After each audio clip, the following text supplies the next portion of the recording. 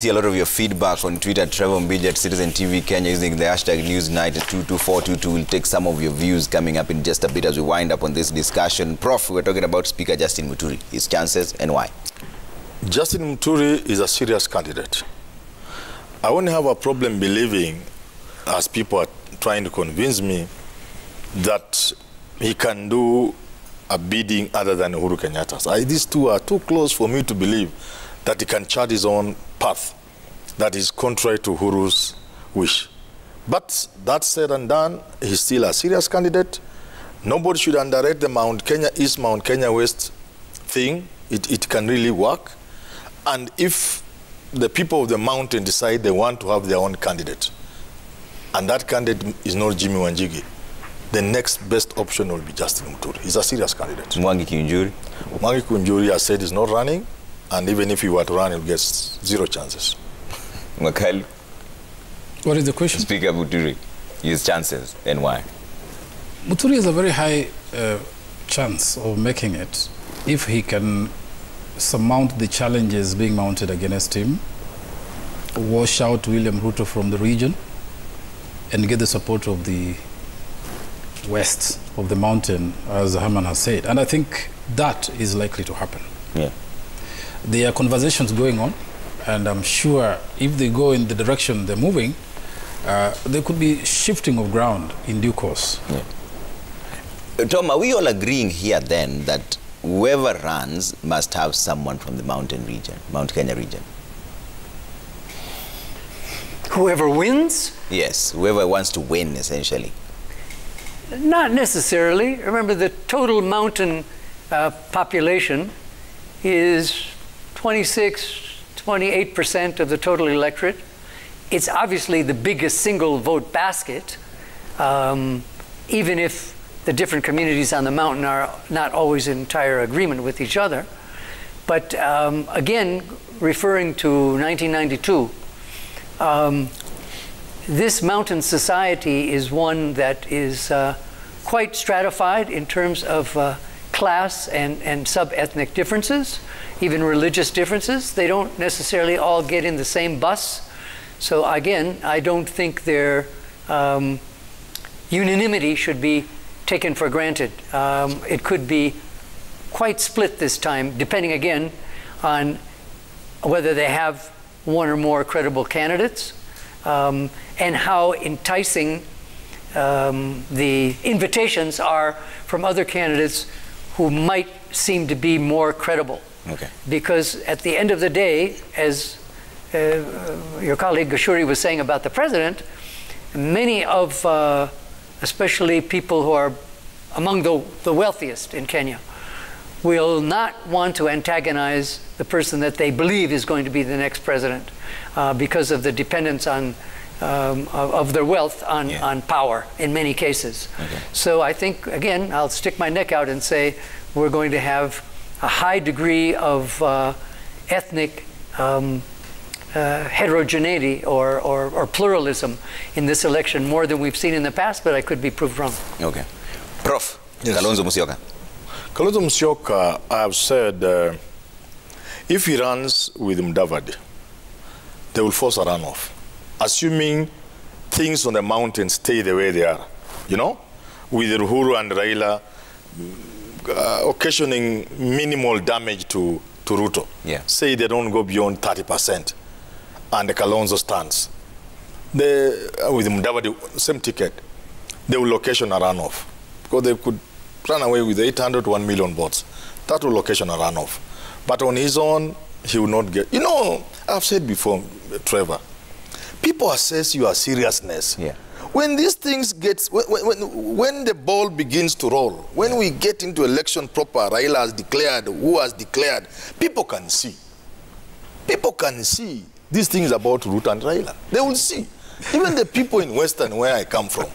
For now, if you talk to them, they say, even they are texting me here, Manyora, tell people Western is Musagi. I know that. I would wish that he be, because we come from the same county, so I can take a walk to his place, just walking distance. Yeah. I'll be happy. I'll have bragging rights. But I'm realistic enough to know when the going becomes clear, the country will see this election between Ruto and Raila. Why so even those... just a moment. Just a moment. So even those... so even those like me who want Mudavadi to be president will be realistic enough. Next candidate. Okay. Let's hear Makali's view on that part. I would have sustained a convincing argument like Manyora, but I think Kalonzo has always had the backing of that region he comes from. Yeah. It will still be with him, but it cannot enable him go very far. That's why he needs a serious coalition. Okay. Backed by Baba and Mudavadi, or by somebody like Muturi for him to make it. Okay. Wolf?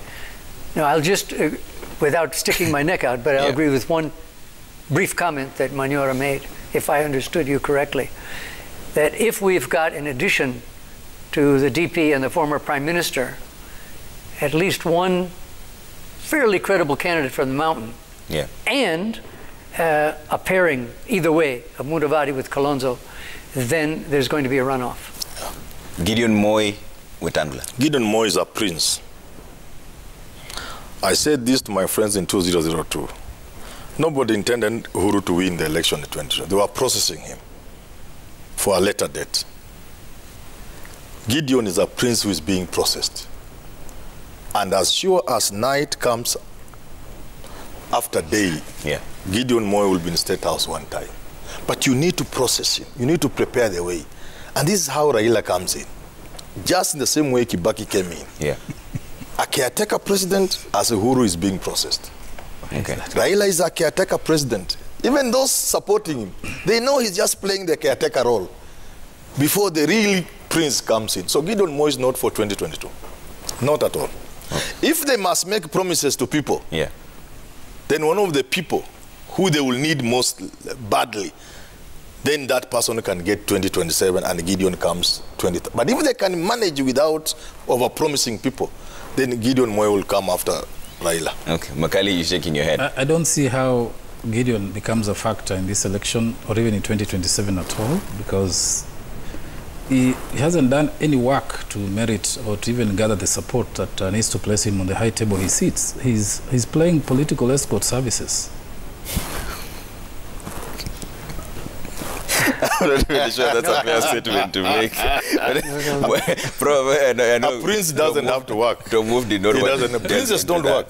The prince just waits. Okay. So he's just crowned. Okay. Yeah. Mwangi wa area.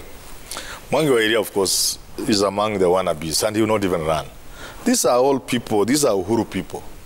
And finally, they will be in the Raila camp. All these people, you are Moses Kuria. Okay. And Moses Kuria saying he's not running. He's living, unaweza kusikia harufu ya muhoho pale. This is a big game. Kina Makali can't understand it. This is a high stakes game. I know what Aman is referring to. Anyway, with regard to Moses Kuria, Wairia is not a serious contestant. I don't think he has an opportunity to rise beyond running a party and maybe fielding a few candidates in his area. Moses Kuria is being tactical. Obviously, he's not a pastor, so this thing of going to unite people and bring parties, and just last week he was saying they're forming a caucus of political parties and saying everybody should keep their party and go to negotiate. Right. Today he has changed the script. He says, I'm not going to run. I want to form one huge party where all people can come in and we field MCAs and everything. He's being sly. I think he's positioning himself basically to enhance his prospects of being appointed a running mate to William Ruto. Okay.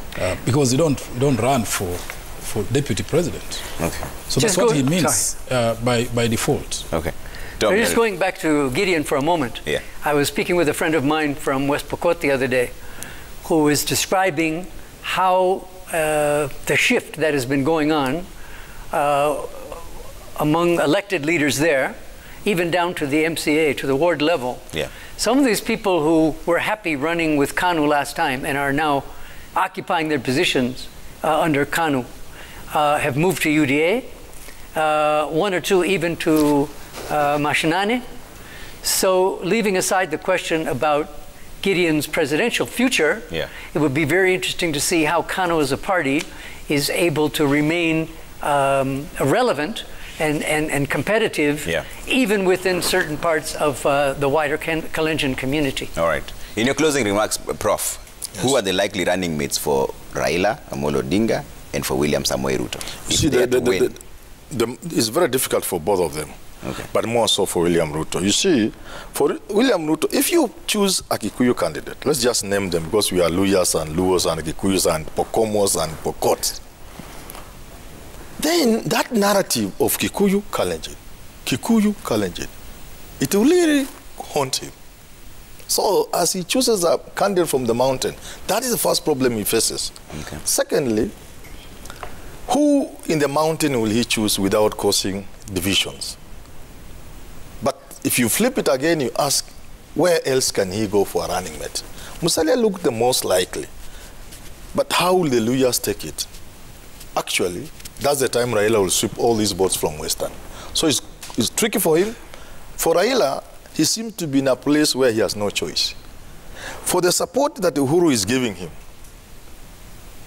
Uhuru is not a priest, for heaven's sake. He's not doing this thing just for the sake of it. And he loves country, he loves Raila. He has interest, which interest must be taken care of by somebody from the mountain. And that then forces Raila, whether he liked it or not, into taking a candidate from the mountain. So whichever way you look at it, you see Raila must choose from the mountain. And the question of who is very tricky. It could be Muturi. It could be PK. They could surprise us by getting a businessman, whom we are not talking about. I've heard names like James Mwangi of Equity. I've heard other names. It could even be the Jimmy Wanjigi man. It could even be Moses Kuria, but from the mountain. Of course, it can't be Moses Kuria, maybe. All right, Makali, in your closing remarks, where do they go? William Samoei Ruto, Raila Amolo Odinga. We were talking about the candidates. Don't say we've left out all the others. Again, you've narrowed down the game to the two people. No. You listen too much to... I mean, but we've talked about all these people, Makali. Now we are winding the bottom of the that list. Narrative that this race is about William and Raila. I don't think it is, and it will become very apparent. This thing is going to be scuttled, and you will see... I mean, despite all the things we've mentioned here and why people are sitting and their bids are on stilts, we have still gone back there to Raila, Ruto. Who and should they pick in the field, as running mates? All right, I'll fly with you this time, but next time I'll not. In a wedding, they are always in a wedding. You know, in a wedding you can see many ladies during a wedding, but they are just flower girls. Let Makali speak. Let me explain. Well, William Ruto has no option but to give them to appoint his running mate from the mountain region, preferably the Kikuyu community, because I think, and they've made it very clear, they're not just escorting him. They need their things packed here. Baba will not benefit from appointing anybody from the mountain because it will not give him votes. I think it's been very clear, the communication, the body language from that region is that stay where you are, we are okay. I want to go further. I think the likely and most potent alliance is going to be an East-West alliance, which will send everybody into a thinking corner. Okay. Wolf? I have no idea. We're not saying who they should pick. We're saying if they're likely alliance that could be a winning ticket. We've talked about all these people and who they should pick and why they should pick because of the way they vote. Let me sit in for him. I will cede my time to my colleague here. But just, again, to dodge the question, at what point do any of these people who've announced presidential ambitions call them back and make themselves available as a running mate? I mean, the timing issue is also very important there. Because you need to, unless you're going to go for somebody, a complete outsider, as you were saying, like a businessman or somebody like that. But if you're going to pick a name, especially from one of the larger communities, you can't wait too long. But if you are seen to be negotiating for that second position too soon, then you unapoteza, So everybody holds their ground. Trevor, Let me... Trevor, just a second. Let Makali do. Let Makali say something. Aman will have the last word. By virtue of seniority. I like the way you have to repeat so that we go home. Making me feel younger by the day. I like the way you're putting it. My view is, just taking a bite from Tom's time. Yeah. Go ahead. Whether they'll appoint any running mate from the mountain region will depend on whether the mountain region has a serious presidential candidate. Because no one will want to waste their bid, That's right. their second position, to a region which is already gone. So even for William, if Muturi rises, William will have to look elsewhere, maybe into Western, if there is no one in Western. Similarly, if Western has stood a candidate, there is no way William will go to, fish a running mate there, or Baba will go back there to Mudavadi. And Mudavadi has said clearly he's not backing Baba. I don't know why his neighbor here cannot hear properly. I love Mudavadi so much, and he knows it. What I'm saying is this. I've told you about the mountain. By your own analysis, that Ruto could pick Justin Muturi. Just ask yourself, if he does that, what happens to the Kikuyu proper? The kind of rebellion he will see. You can't believe it. If he chooses a Kikuyu as opposed to somebody from the East, and the East people have said, we've supported you guys for long enough. Yes. That will be a rebellion. And let me tell you, Uhuru's strategy is simple.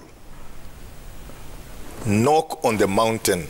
Just keep knocking until you chip away 40% of the votes. And Raila is home and dry. Until he'll up, either through appointment of running mate, yes, or through a series of other maneuvers and strategies. Yeah. You end up touching the Mount Kenya vote and deny Ruto the 80% he needs. All right. And that's why gone. Trying to suppress Muturi, not to disrupt that plan. So you wouldn't even know whose candidate Muturi is. Okay, gentlemen, we have to leave it there. Thank you so much for making time this evening. Tom Wolf, independent research analyst; David Makali, political analyst; Herman Manyora, political analyst; Joshua Kipto could not make it. He's the speaker for Nandi County Assembly. He sent in his apologies. He had a bit of an emergency there. Let's see what's going on online as we wind up on this conversation. Let's bring up what your feedback is before we call it a night. We have Nyaga David Mukangi says choice of running mate will be a potent factor, especially where William Ruto campaigns are concerned. If he picks a Kikuyu, the other communities will rebel against on the basis that Kenya is politically being turned into a freedom of two community. It is damned either way. I think he meant a kingdom of two communities. Wood Nyauyoma. I don't know who needs to hear this, but elections in Kenya is and will not be won through the ballot. The current government will decide who will carry the day. Let me leave this right there. Okay.